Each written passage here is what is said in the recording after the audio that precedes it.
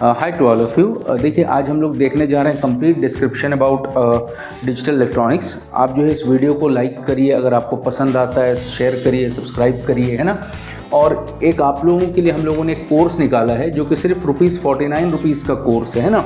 इसमें आपको important topics जो है करवाए जाएंगे, ठीक है ना, जो कि एग्ज़ाम में जैसा नेट हो गया, गेट हो गया, यूपीएससी ऑप्शनल हो गया, है ना, ये सारे सब्जेक्ट। आईआईटी जैम में जो इलेक्ट्रॉनिक्स पूछा जाता है ना, तो उसको डिस्कस किया गया है, ठीक है। और ये बहुत इफ़ेक्टिव कैप्सूल मॉड्यूल है, ठीक है।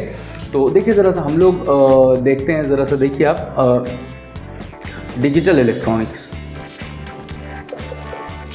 तो इसमें जो हम लोग डिस्कस करते हैं ना, सबसे पहले हम लोग डिस्कस करते हैं that is called as Boolean algebra. Next हम लोग डिस्कस करते हैं के मैप। फिर हम लोग डिस्कस करते हैं that is logic gates. Next हम लोग डिस्कस करते हैं लॉजिक सर्किट्स।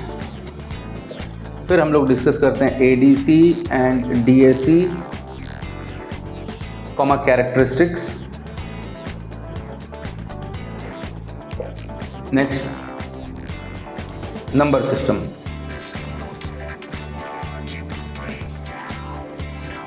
देख तो ये पूरे सिलेबस में ना देखिए ज़रा सा, ये जो टॉपिक है ये दो एक टूल है, ठीक है ना। These are the tool to minimise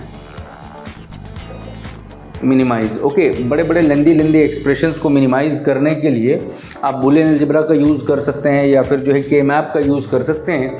इन दोनों को यूज़ करके आप मिनिमाइज़ कर सकते हैं बड़े बड़े लेंदी एक्सप्रेशन को, जिससे फ़ायदा ये हो जाता है एक्सप्रेशन अगर बड़ा होगा तो गेट ज़्यादा लगेंगे ना, खर्चा ज़्यादा हो जाएगा। तो आप क्या चाहते हैं कि मतलब गेट कम लगे, पैसा कम खर्च हो, है ना। तो इसीलिए जो है हम लोग इन टूल्स का इस्तेमाल करते हैं। बूलियन अलजेब्रा के अंदर कुछ डिसएडवांटेज है जो हम लोग आगे डिस्कस करेंगे, जिसकी वजह से नया टूल आता है दैट इज़ कॉल्ड एज के मैप, वो भी मिनिमाइज़ करने के ही इस्तेमाल आता है, ओके ना। इसके बाद जो हम लोग डिस्कस करेंगे लॉजिक गेट्स। लॉजिक गेट को हमने 3 हिस्सों में बांटा है, that is called as basic gate. Next आ जाइए, उसके बाद है यूनिवर्सल गेट और उसके बाद है that is called as arithmetic gets.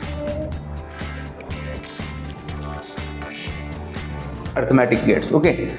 Basic gate जो है ना, जो सबसे बेसिक क्लास 12th लेवल से आप सीखते हैं, that is called as not operation, and operation, next आ जाए और ऑपरेशन। इनको बेसिक कहा जाए। अच्छा, ये मैथमेटिक्स के जैसे तो हैं but these are not actually mathematics, क्योंकि मैथमेटिक्स के जैसे होंगे। जैसा हम मैथ में 1 + 1 2 लिखते हैं ना, डिजिटल में 1 + 1 1 लिखा जाए। क्यों लिखा जाएगा, we will discuss later, okay. तो ये मैथ्स के जैसा है, not exactly is equal to mathematics. If this was exactly mathematics then no need of Boolean algebra because maths we have already, okay.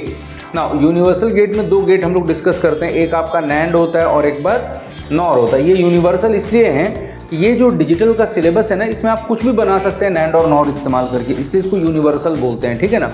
Arithmetic gate में 2 gate use होते हैं, एक होता है आपका एक्सॉर और एक होता है आपको एक्सनॉर, ठीक है ना। इनको अरिथमेटिक गेट इसलिए कहा जाता है कि आप मैथमेटिक्स की कोई भी कार्यवाही करेंगे ना, जैसे एडिशन, सब्सट्रैक्शन, तो इनमें जो गेट इस्तेमाल होता है या तो एक्सॉर यूज़ होता है या तो एक्सनॉर यूज़ होता है, इसीलिए इनको कहा जाता है अरिथमेटिक, मैथमेटिक्स का काम कराने वाले गेट, ठीक है।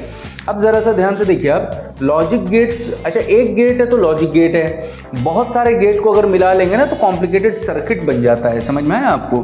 तो लॉजिक सर्किट मतलब कॉम्बिनेशन ऑफ गेट्स, ओके। अब कॉम्बिनेशन ऑफ गेट्स ना हमारे पास 2 तरह से हैं। देखिए ये मान लीजिए ये बॉक्स है, बॉक्स के अंदर बहुत सारे गेट हैं, ये भी एक बॉक्स है, बॉक्स के अंदर बहुत सारे गेट हैं। ये वाला इनपुट साइड है और ये वाला आउटपुट साइड है, ओके। ये वाला आपके पास इनपुट साइड है और ये वाला आपके पास आउटपुट साइड है, ओके। दोनों में डिफरेंस ये है कि इसमें आउटपुट से एक वायर पीछे दे दिया गया है और उस वाले में, ऊपर वाले में आउटपुट से वायर इनपुट की तरफ नहीं है। अच्छा, आउटपुट से कोई वायर इनपुट की तरफ जाए ना तो उसको बोलते हैं फीडबैक, ओके।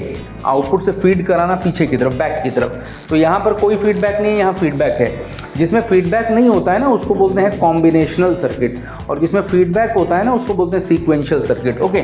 अब देखो ज़रा सा, अगर इसमें फीडबैक है ना, अगर आपने कोई इनपुट दिया, ये आउटपुट डेवलप करेगा, वो आउटपुट रस्सी से वापस पीछे जाएगा, पीछे जाने के बाद फिर ये सर्किट जो है इसको सॉल्व करेगा, फिर कुछ न्यू आउटपुट देगा।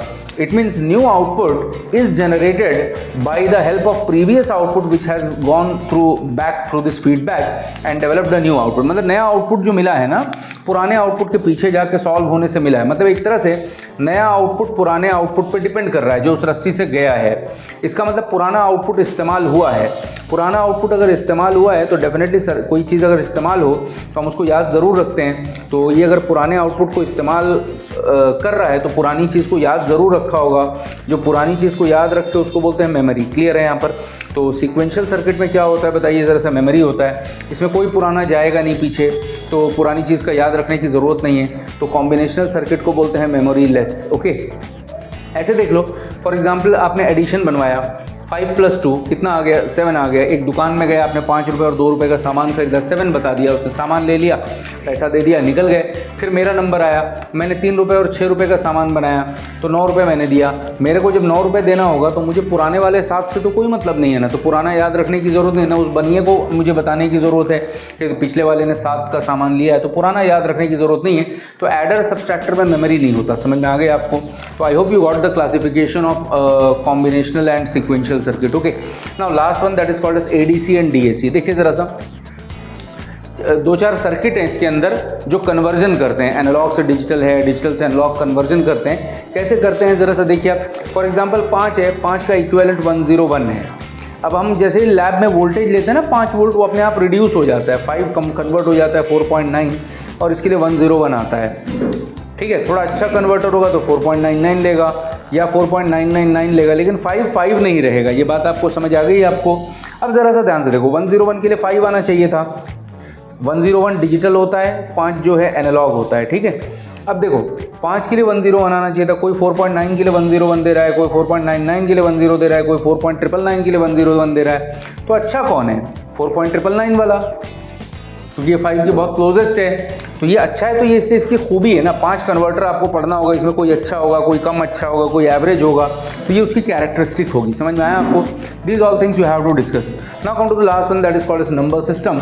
Number system means pattern of numbers are available. For example, binary है, hexadecimal है, octal है।